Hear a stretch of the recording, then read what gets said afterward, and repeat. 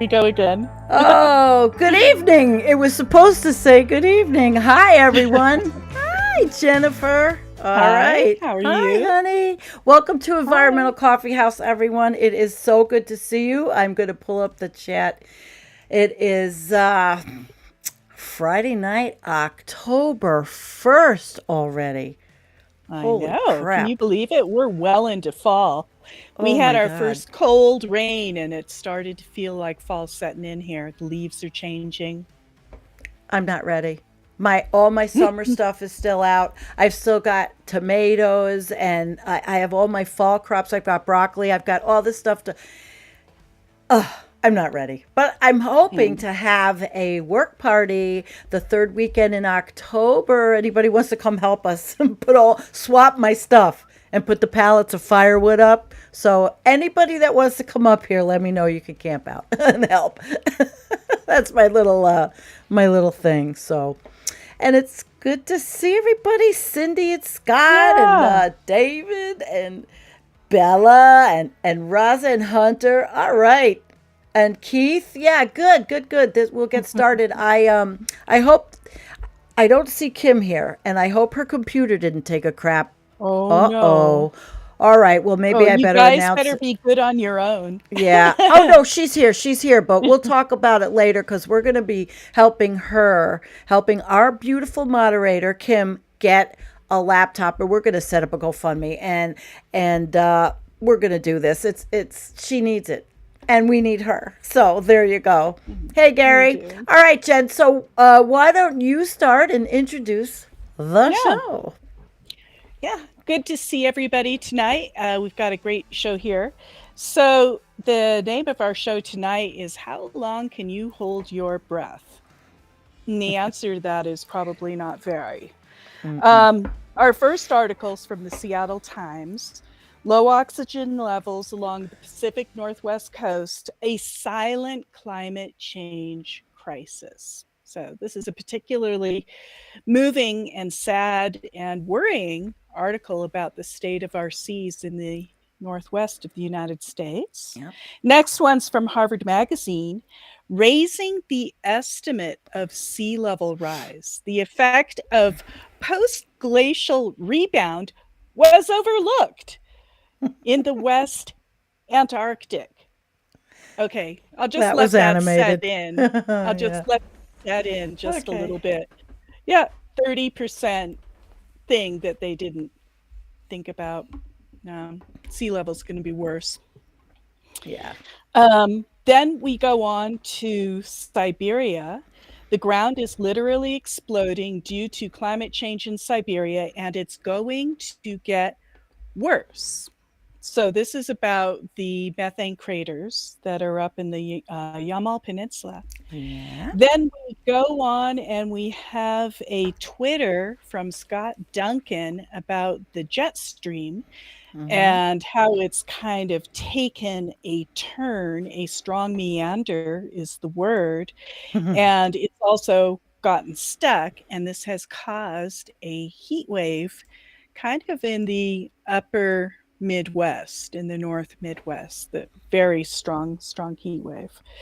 And I think that's about it, Sandy. Yeah, we have, and then we're going to do some chit chatting with you guys tonight. Yeah. So we Yeah. didn't pick out a lot of stuff to overwhelm you, but we are going to start with a video, and let's hope that it's interesting information as I always find. It's straight from YouTube, so let me start it, and we will check it out. It's exactly what we are doing. Some can swim away. Some try to crawl away. Others might propulse away. Many are just too slow or stuck. Dead zones of low oxygen water kill crabs, fishes, and other marine life. And the recent annual occurrence of dead zones in the nearshore points to dramatic changes in our ocean environment. Today, we're just 2 miles off the Oregon coast, monitoring ocean conditions. It's hard to believe, but the water right underneath us might not have enough oxygen in it to support most marine life. Prior to 2002, dead zones, which are areas lacking in oxygen, often called hypoxia, were not reported in nearshore waters off Oregon and Washington. But since 2002, hypoxia has occurred here each summer to varying degrees. How does a dead zone form? Each spring, our coast is dominated by winds that blow from the north to the south. This wind is the engine behind ocean currents that move cold water up from the deep ocean to the coast. The upwelled water is naturally low in oxygen. This upwelling can be seen from space as a band of cold water that forms along the coast. Upwelling currents also bring nutrients to the surface of the ocean, where they fuel the growth of microscopic plants called phytoplankton. Phytoplankton bloom and fuel a productive food web in the upper ocean. The phytoplankton eventually sink toward the seafloor, where they decompose, using up oxygen in a layer of water that has less oxygen to begin with.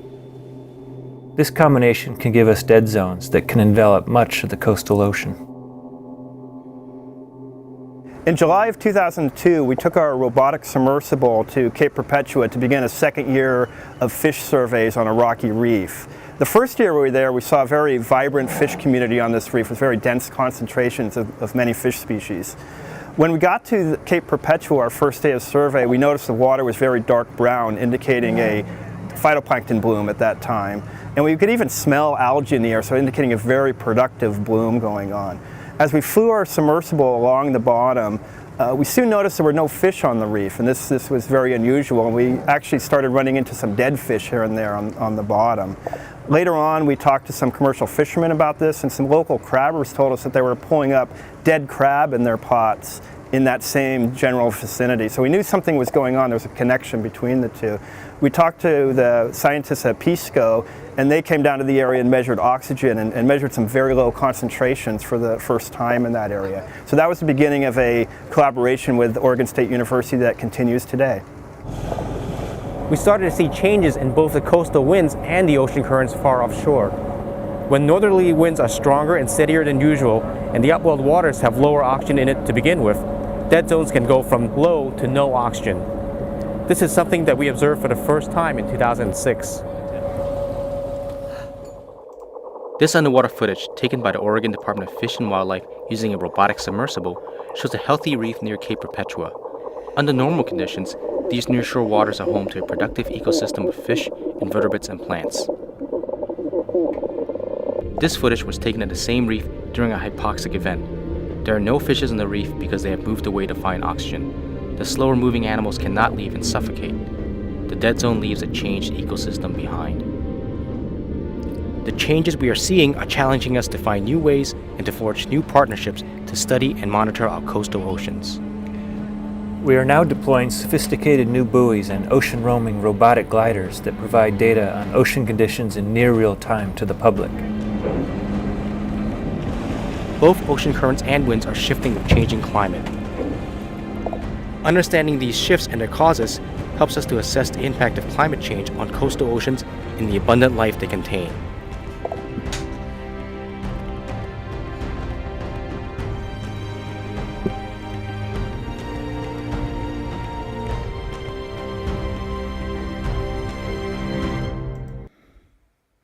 Now, that was really good. I thought that was the perfect segue into the discussion on the article that Jennifer's going to read, and I'm going to sit back. I'm tired as hell, and Jennifer is going to be the grande dame of the show. All right, take it away, Ms. Jen. Take it away. All right. So this article is precisely on that topic that we just saw in the films from the Seattle Times. Low oxygen levels along the Pacific Northwest coast, a silent climate change crisis. Nearly 2 decades ago, fishers discovered an odd occurrence off the coast of Oregon. They were pulling up pots of dead or lethargic crabs. At first, they suspected a chemical spill or a red tide. But instead, they learned dangerously low levels of dissolved oxygen in the ocean water were to blame. The crabs had suffocated. These swaths of hypoxic areas have surfaced every summer on the Pacific Northwest shore since it was first recorded in 2002. They are spurred by naturally occurring coastal upwellings and algae blooms exacerbated by climate change. Akin to fire season, hypoxia events season arrives earlier this year, the earliest start in 20 years, according to Chan. But unlike wildfire or other visible climate emergencies, it's gone largely unrecognized. It's a kind of silent problem happening out there, said Chan. This year, I can look out and see the trees with one side burnt because of the heat wave. As I'm driving on Mackenzie Highway, I can see Mount Jefferson has no snow on it. But when you drive out to the ocean, it looks exactly the same as last summer. The coasts of Washington and Oregon are part of the California Current Large Marine Ecosystem, which extends from Mexico to Canada. The ecosystem is highly dynamic as each spring and summer, northerly wind systems blow southward and push the upper layer of ocean offshore. It gets replaced by water from deeper depths that is rich in nutrients and helps fuel the productivity of the West Coast. This process is known as coastal upwelling. It's an amazing graphic coming up too. The upwelled water has lower levels of dissolved oxygen because the deep water has spent such a long time isolated from the atmosphere. The wealth of nutrients encourages strong phytoplankton blooms, also known as marine algae, which eventually decomposes, a process that further consumes oxygen from the water, leaving nearshore water with even lower oxygen levels that can lead to marine creatures suffocating. How long can you hold your breath? Posed Jenny Waddell, a research coordinator at Olympic Coast National Marine Sanctuary. Other than marine animals who breathe at surface, pretty much everything else in the ocean is using dissolved oxygen for their life. Typically, hypoxic conditions haven't arrived too near shore until mid-June or July. This year, hypoxic conditions were reported in April, with the upwelling season beginning in March. To get a sense of why an early beginning to the upwelling season is concerning, Chan compared it to the summer drought season. Quote, say we expect rainfall lasting until March, but the rain stops in February. That's all the water that we have. We have to last until the next year. Similarly, if upwelling starts a month earlier than usual, the amount of oxygen, already low, has to last until the fall when storms promote mixing, which adds oxygen back into the system. Chan said, as of late September this year, upwelling is still occurring and low levels of oxygen are persisting. Earliest hypoxic season in 20 years. This is an amazing graphic, and you can hover over it as it goes through all the years. Let's make it bigger. All the months in 2021. This is actually just the first 9 months of 2021 and what has happened to the oxygen levels directly off of the Portland and Seattle coast and into Victoria and Vancouver. Dissolved oxygen at the seafloor varies in concentration and proximity to the coast throughout the year. The Pacific Northwest waters regularly experience hypoxia in the summer, but this year it started even earlier and is continuing to suffocate the waters in late September. Climate change is playing a role in worsening oxygen levels. Simply put, warmer water holds less oxygen because the oxygen molecules are moving faster and more likely to escape from the surface. A little more complicated, climate change is altering the structure of the oceans. At the warmer upper layer is more buoyant than the cooler, deeper, already oxygen-poor ocean layer. The warmer upper layer keeps the deeper layer from taking a breath, explained Chan. On a global scale, the oceans are already losing oxygen. Take this and add local factors like coastal upwelling and phytoplankton bloom decomposition off Washington and Oregon coasts, and you have a system with severely low oxygen levels. While upwelling ecosystems like the CCLME were once thought as resilient in the face of climate change because of their dynamic nature, they have quickly and quietly become places scientists say will be hit hard by changing conditions. Scientists are busy monitoring the problem and collecting as much data as possible. But the deaths of marine creatures have alarmed not only scientists, but coastal tribes whose livelihoods rely on the ocean.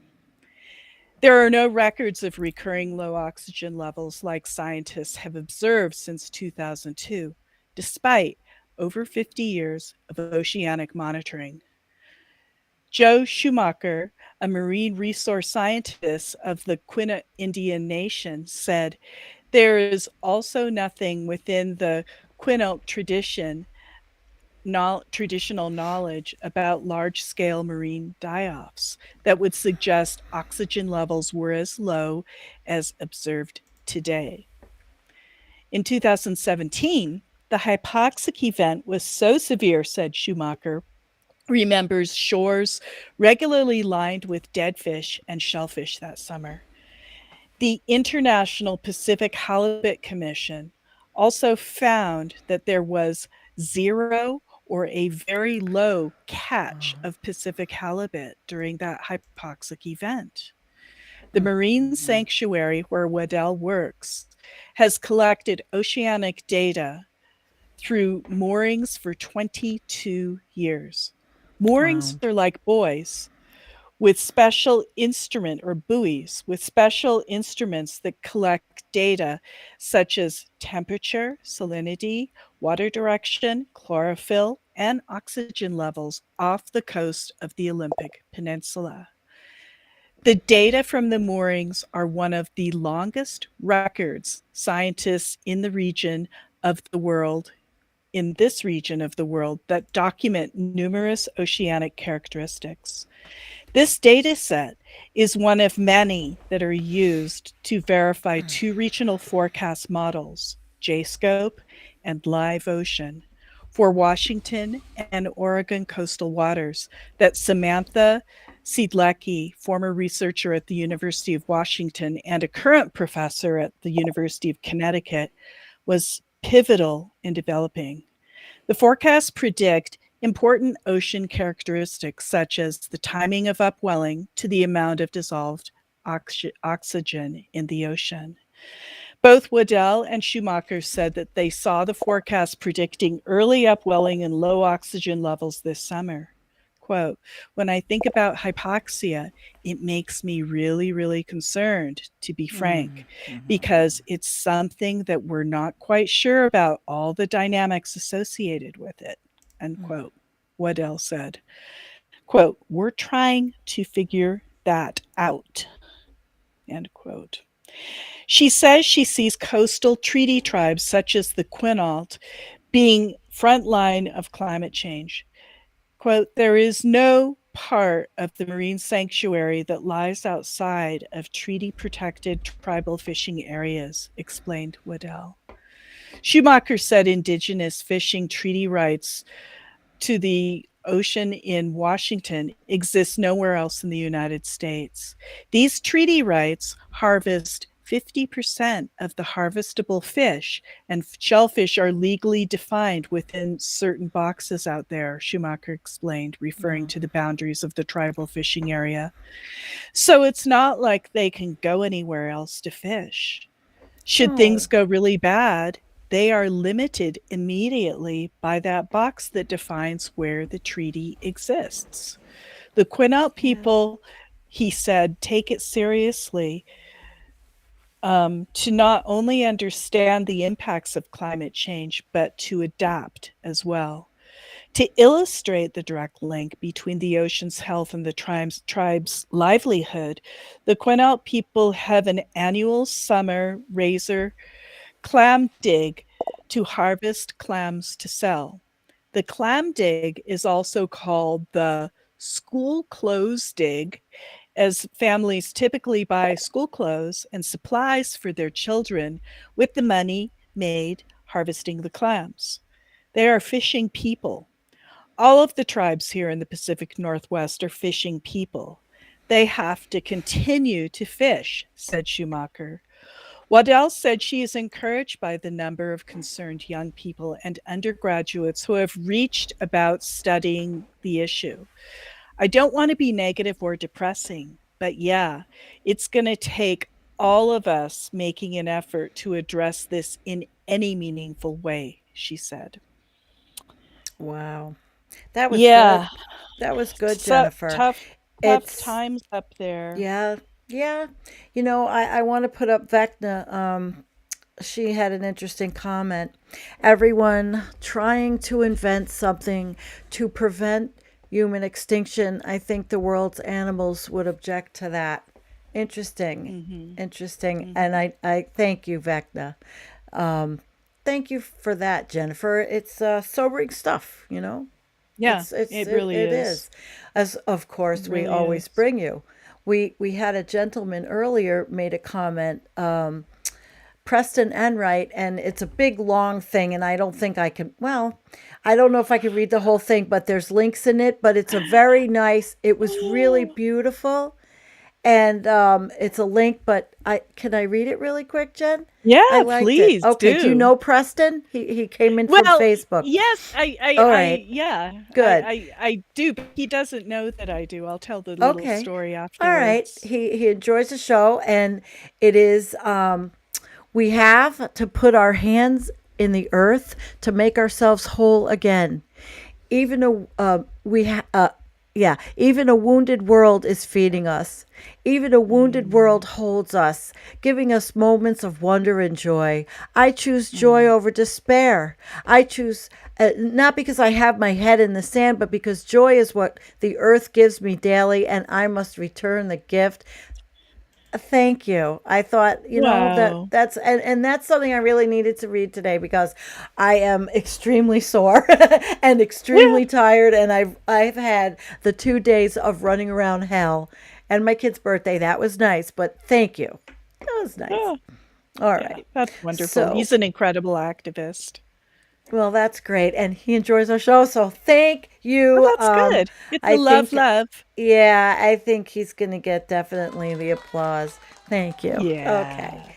So we're going to move on, and we're actually now moving on to September, October 2021 Harvard Magazine.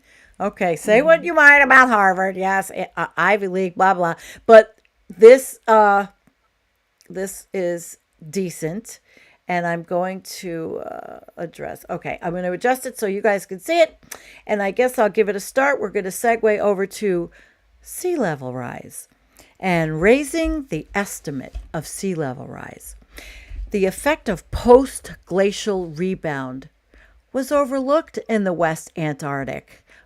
And okay, so picture a plastic bowl. Put a large piece of ice in it, once tall enough that it rises high above the bowl's rim. Now melt the ice. The bowl will catch most of the water, but not all of it. Since the ice is tall, the bowl will reach full capacity before the block melts completely. With no one else to, no place else to go, the water's going to spill over the lip, right? And onto the counter. Well, this is an approximation of how climate scientists have modeled the collapse of the West Antarctic ice sheet. Cool, huh, Jen? WAIS. It could have been WASF. An expanse of ice. Yeah, expanse of ice, roughly the size of Mexico, currently melting in a bowl-shaped stretch of bedrock below sea level. So should the 2 million square kilometer ice sheet fully collapse, some water would stay in the geological bowl, okay? And the rest would flow into the open ocean, where scientists previously estimated it would raise global mean sea level by a little more than 3 meters within 1,000 years of collapse, okay? But 3 meters substantially underestimates the problem. I mean, according to a recent study by Earth and Planetary Sciences doctoral students Linda Pan and Evelyn Powell, previous models forgot an important piece of the climate puzzle: the dynamics of the Earth's mantle. Ooh, okay. Rather than just sitting there like a salad bowl, says the study's senior author, Baird Professor of Science Jerry Mitrovica, the West Antarctic low viscosity mantle will rise as the mass of ice, the ice pushing down on it, decreases. So the bowl's center rises faster than its sides during crustal rebound, reducing the bowl's volume and pushing the water out. Now, this water expulsion, right? I have to find it. I lost my eyes. The water expulsion mechanism is expected to force the equivalent of 1 extra meter of water into the ocean over the course of 1,000 years, raising projected global mean sea level rise attributable to WAIS from a little over 3 meters to slightly more than 4. So in other words, the worrisome millennium timeframe prediction is actually up to a 30% underestimate. Underestimate. This is Harvard, okay? This isn't just a concern for future generations. Oh no. This is not. It's like the let's see. They will, using that climate projection in which humans do little to curb greenhouse gas emissions, Pan and Powell, they found that over the next 80 years, crustal rebound would continually augment WAIS's contribution to the global mean sea level by 20%, or 1 additional centimeter by 2100. Because of this study, every projection of sea level rise due to WAIS has to be revised, Jennifer.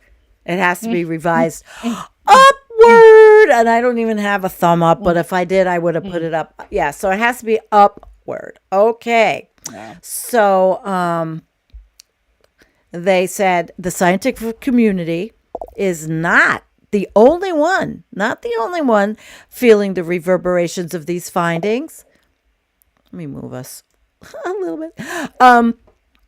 Even if a centimeter feels small, 20% more water flowing out of the ice sheet over the next 8 decades could alter coastal climates and weather patterns. So even in the next 10 years, with sea level rising by only several millimeters, oceanside communities, they're going to become far more vulnerable to natural disasters like hurricanes, Mitrovica said. So the horizontal extent of additional beach erosion is typically 50 to 200 times the sea level, the rise in sea level rise. So you got to see the Great Global Experiment from the November to December 2002. So back to 2002. Long term, the study's projected 4-meter sea level rise would be significant on its own without storms or tides to cause huge coastal damage and flooding, he points out. And because crustal rebound takes, 1,000 years, sea level rise doesn't stop when the West Antarctic ice sheet stops melting. Says That's Pan. Right. No, the continuing uplift will push more water into the open ocean for hundreds of years after the collapse. Boom, ba-doom, boom. Oops. Dun. I forgot something. What? Whoops.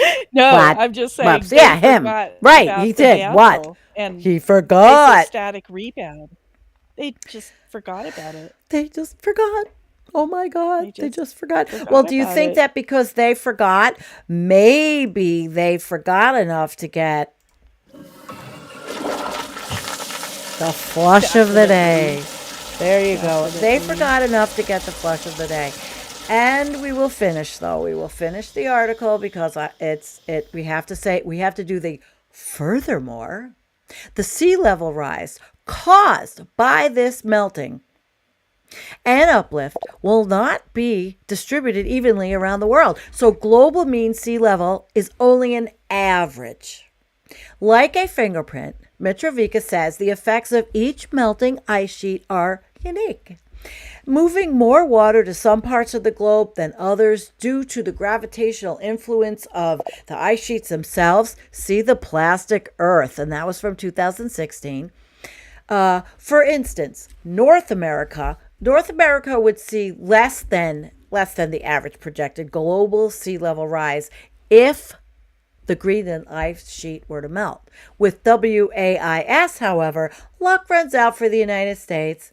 Should WAIS collapse or significantly melt, North America would be right in the bullseye of meltwater, Powell says. Those of us on the east or west coast will get more than our fair share. So thanks to the melt fingerprint and the effects of crustal rebound, the Northeast Pacific Ocean would receive more than 5 meters of rise, much more than the 4-meter average, and enough to irreparably alter coastlines. So what this solid Earth does in most climate simulations, it's an afterthought, says Mitrovica. But the study highlights that in addition, right, to obvious climate change factors such as temperature and weather patterns, the planet underfoot can influence sea level as well. So this isn't just an academic exercise, he says. Studying the solid Earth really is providing a lot of insight into what's going to happen. So guess what? I'm on the East Coast. I picked this is my bug out place. I thought I was in the safe zone. I don't think so now, Jennifer. This was a bummer to read. Wow. Yeah, no, totally. No good news here. Well, it's interesting. Oh, It's God. interesting the studies that these institutions take on, I think, Well, guys, okay, I have to put this one up. Gazer, Environmental Coffee House, you're going to need a bigger arc. Yeah, I think we are. Oh my gosh. Okay, so hi, Jim McHenry. Gravitational effect is also reduced around Greenland and a rushing away of water towards the U.S. and Europe. So I guess the evil empires might get it first. God. So what do you say, Jen? What do you have to say? You got any editorializing here? Well, it seems, Sandy, that every time we turn around, it's oops, I forgot something. You know what I mean? It's like the models keep changing because people are addressing it in too much of a cylindrical fashion, and they're blind. They don't see whatever their, whatever self-imposed, blinders they've put on themselves. And so because they don't think about the whole picture, they miss huge things to the tune of 4 meters becomes 5 meters. That's a lot. That's a lot. And it's never anything like, it's just like, oh, I guess I forgot something. And it's just, it happens every single time we turn around, Like and they the keep birds are revising. chirping. They forgot. Exactly. They're just with the chirping birds. Well, I'm sure that they're very smart. But I mean, to not remember about isostatic rebound with the biggest ice mass in the world, it is just gobsmacking to me, guys. It's just gobsmacking. I'm looking at this going, you fool. I mean,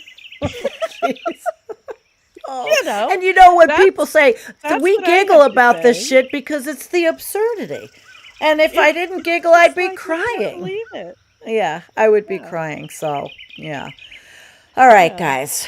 I think we're going to move on. And oh, by the way, JA, you can curse. We are not on any kind of anything where if you slip out the F word, you followed us long enough. I hope you're only kidding. No, we don't have to. We don't have to worry about that. Okay, this is a very comfy place to be. All right. Very comfy. All right, so we are moving on, and Jen, you want to take this one away because this Yeah, is right up your alley. yeah, Yeah. absolutely. Um, so this is we all, on this show follow the methane craters up in the Yamal Peninsula. Oh Well, yeah. apparently there have been a few more, and they're starting to get worried about them. So here, this is from Vice. The ground is literally exploding due to climate change in Siberia, and it's going to get worse. It is a pure stroke of luck that none of the explosions in their giant craters have caused loss of life or infrastructure damage, said one scientist. That's the byline. So look at the gaping maw on this big crater, Sandy. They're all just shocking to look at, just their sheer size, right? Here we go. Yeah, I would agree Huge with you. gas Huge gas explosions are erupting in the icy soils of Siberia, a recent phenomena. No, it started in 2014. I remember it. So it's Yeah. not that recent. I mean, it's recent in as it's not 100 years In old. Okay. the geologic timing, of All right. thousands of years, it's like a blip on the radar recent. Yeah. But, those of us who've been following it, it's like, yeah, we've No. been watching this stuff for 7 years, right? Mhm. A Mhm. recent phenomena that is linked to climate change and has left gaping craters across the landscape. These sudden gas blowouts in permafrost, a layer of frozen ground, pose a serious risk to Arctic communities and infrastructure. That's why scientists have been trying to understand the origins of these dangerous eruptions since the discovery of the first crater, C1, in Origins. 2014. Not the I oranges, the wonder what it origins. could be. I wonder what it could be. I don't know. I don't know what it could be. Jeez. Really? Hmm. Jesus Christ. These people, right? Okay. But no, they're going to see the light. Now a team, sorry. Don't Now be a sorry. team led by Ev- Evgeny Chaluvin, a leading research scientist at the Soltech Center for Hydrocarbon Recovery in Moscow, has proposed a new formation model that can explain all 20 craters, there have been more than 20, that have been discovered so far across Siberia's Yamal and Gaidan peninsulas, which could help predict where they might strike next as they increase in frequency due to climate change, according to a recent study published in the Journal of Geosciences. It is a pure stroke of luck that so far none of the recorded explosions followed by formation of giant craters has caused loss of life or infrastructure damage, Chuvilin said in an email. Several craters were discovered a few miles from commercial and economic facilities. A potential explosion hazard exists in a significant part of Yamal, where gas accumulates in the upper permafrost horizons. The accumulation process can last years, but it also can be activated rather quickly by changes in the physical and mechanical properties of the upper permafrost layers, including changes caused by climate warming. Chulivin and his colleagues base much of their model on an expedition to examine a new crater called C17, which formed about 2 months after it exploded in Siberia's Yamal Peninsula during the summer of 2020. The fresh conditions at C17, which is 100 feet deep, provided new insights into the dangerous interplay that occurs between shallow surface layers warped by global warming and deeper pockets of accumulated gas. Scientists have been raising the alarm about the effects of human driven climate change on permafrost for decades because of its numerous and deleterious consequences. The thawing of this layer deforms the ground, putting millions of people at risk from infrastructure damage, while also releasing greenhouse gases into the atmosphere, exacerbating climate change. The new study found that in the context of gas blowouts, the surface permafrost caps become weakened by this thawing process, which makes them more vulnerable to pressure from pools of methane gas that build up deep underground. This degradation of the upper permafrost also causes the subterranean intrapermafrost mix, which consists of cold, briny water and other materials, to circulate faster, further compromising the strength of the cap above it. At a certain point, the pressure from the gas pools reaches a tipping point that triggers the immense explosions. Given the direct link to climate change, Chauvelin and his colleagues expect these blowouts to continue in the future, though they require specific permafrost conditions that are particularly dangerous for the Yamal and Gaiden regions. Quote, we assume that explosive gas emissions in the Yamal and Gaiden may continue to occur for a while, considering the thawing permafrost is due to climate warming, which creates a favorable environment for explosive gas ejections from the upper permafrost layers, Chauvelin said.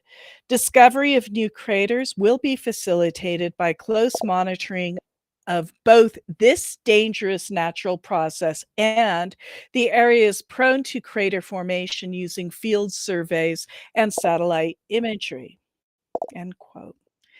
In addition to these field and satellite surveys, the team plans to conduct drilling operations near craters to get a better sense of the complex changes occurring in the permafrost. Drill them. idea. They're going to drill them. And they're going to look at them. Such Yep. efforts could help provide another empirical test of their blowout formation model. Oh, they've got a blowout formation model. Awesome. And might also explain why some gas pockets remain stable for long periods of time, while others end up blasting huge holes into the ground. Wow. There you go. Ultimately, Chauvelin and his colleagues want to figure out how spot areas that might be prone to explosion and develop ways to relieve underground pressures with degassing or drilling techniques.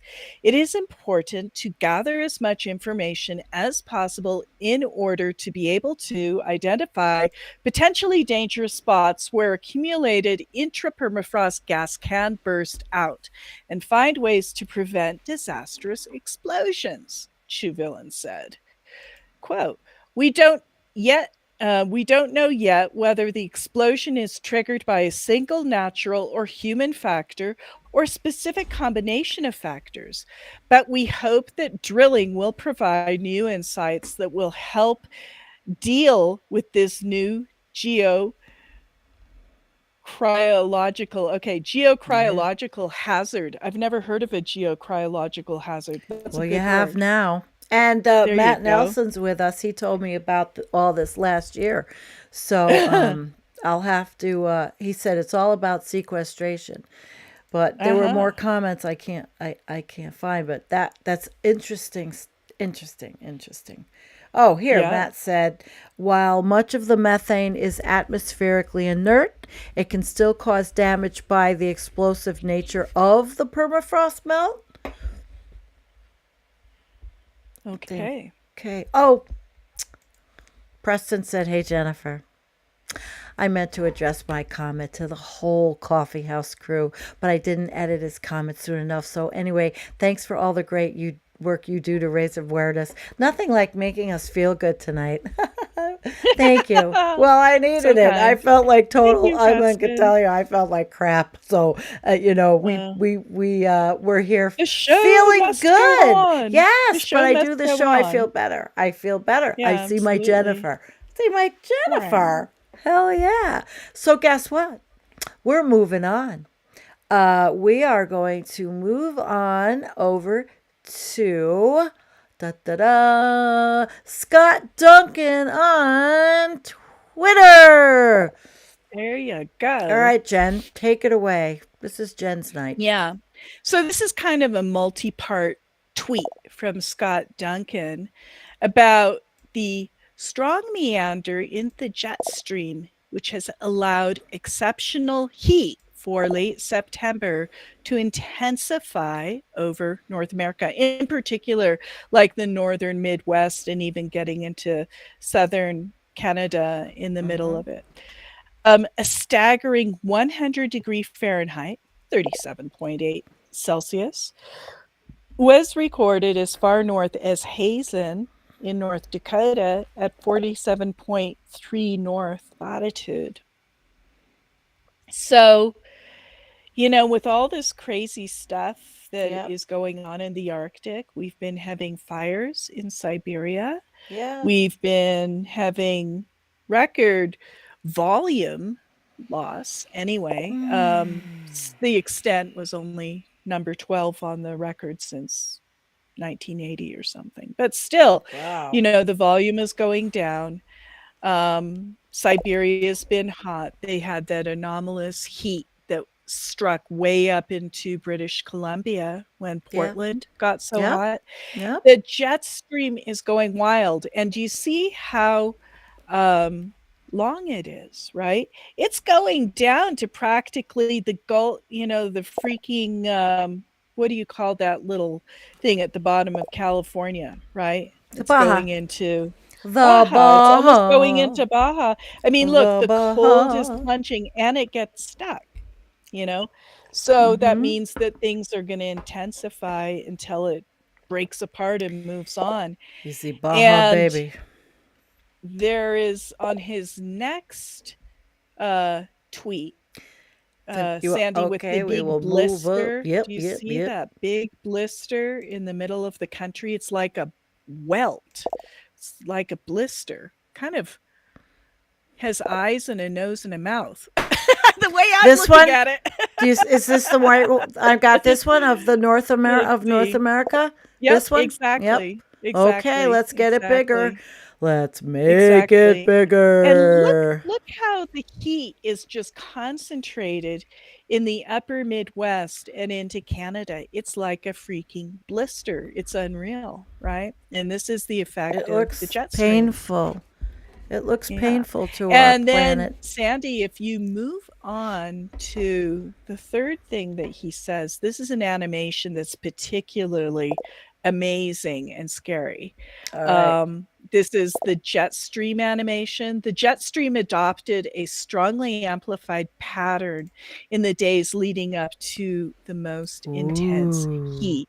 Look at this thing is Cooler like than cool. not it's cooler than cool, but look at it. It doesn't have any structure. It's just a big mess. Yeah, it is. It used to have Scary. structure where the cold of the Arctic would push against the warm of the temperate regions and keep it within a certain latitude. But that is not the case. And it's going, and you can see the hot going all the way up to the Canadian archipelago. Just freaking amazing. So this is a manifestation of the freaking breakdown of the climate.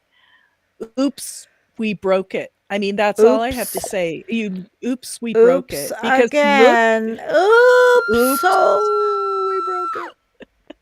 We broke it. Oops, we broke it. I mean, I hate to laugh, but I'm just like, what the hell is this big mess? Look at this thing. It's not just a happy amazing. laugh. It's a nervous laugh because we freaking know we've messed up a lot of things. Yeah. Well, Don't this is worry a big about it. one. This is a big Yeah. one. And the jet Yeah. stream is irrevocably broken. And when the Arctic sea ice melts, any semblance of a jet stream, the only ice that's going to be left up in the northern hemisphere is Greenland. And the jet stream will probably most likely circulate mostly around Greenland, I guess, but we'll have to wait and see. Stay tuned. You're not going to have to wait too long, so don't get too impatient. No. So do we have anything else from Twitter that we might want to show? The graphics are there's let me see if let's see if Zach Labe has anything up that's new. And let's check it out. That's always an interesting one to talk about. And then we've done our show. Boy, when you do it like this and you look at all the crap that the algorithms pick up, where the hell does it all come from? I don't know what I look at, but it doesn't seem like I look at the shit that's on there. I'm trying to shut that. Okay. So this is Zach Labe's okay. It looks like, is this a new one? I can't this is thanks for getting that title in.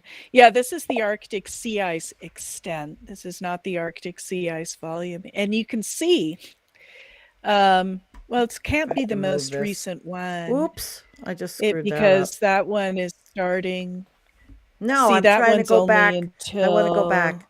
June. All right, let's see. But it does end like right where September, like at the low part. We're just past that now, right? And we're the 12th lowest extent since 1980, I guess. But again, I don't put much weight in extent really, because you can have a crepe of a pancake and it's still as big as like, a 10 pancake stack, right? I mean, that's one way to think of it. You have a crepe or you have a 10 pancake stack. They have the same extent. That's why I'm like, well, yeah, extent is an indicator of sorts, but what's really the indicator is fog. All right, well, I didn't get to him, but I didn't actually get to his Twitter feed. I don't know where. Oh, here it is. Okay. All right. So let's see. Does he have anything? Oh, he always has something. This was from November 14th back in 2016. This is his 9-hour one. That one that you're showing right there is good. All right, this newest one. This is the newest one from 9 hours, the devastating loss of older, usually thicker Arctic sea ice. You want me to do this one? This one he's had up since 2016. This is his I like both of them because this shows the historic all right, well, volume loss. Let me bring it up. Let me bring it up. It really is. Okay. Click it on and let's go. Look at that. Do you like it? Yeah. So this looks like from 1980, and this is sea ice thickness, but it only goes until 2016. So I don't know why they stop at 2016. Why can't they go beyond 2016? That's because this was published on 2016. This is his Twitter from 2000. It's his pinned tweet. So now this one is CISH. Now this one is only 9 hours old. Yes, this is what we wanted. I thought. Okay, yeah. The devastating loss of the older. Yeah, look at that now. Okay, yeah, let's go for that. Let's watch the whole sequence. Let's watch the whole thing.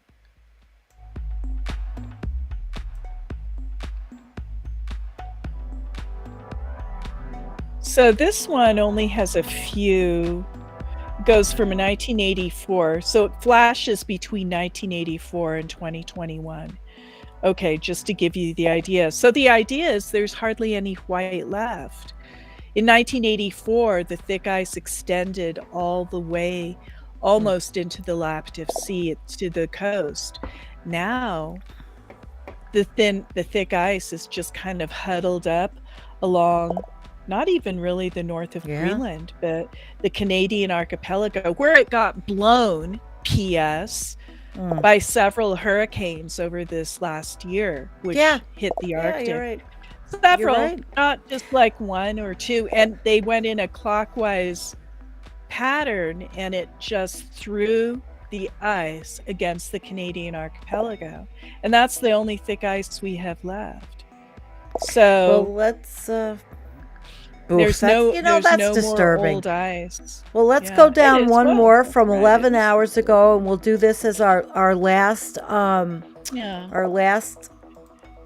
graph Totally. from Zach, and then we are going to just see some of your comments, and we're going to say goodnight. The Can you show bring goes that up fast, a little Jen. bit, Sandy? Yep, Up. we got it. Can you see it? There we go. Okay. Yeah.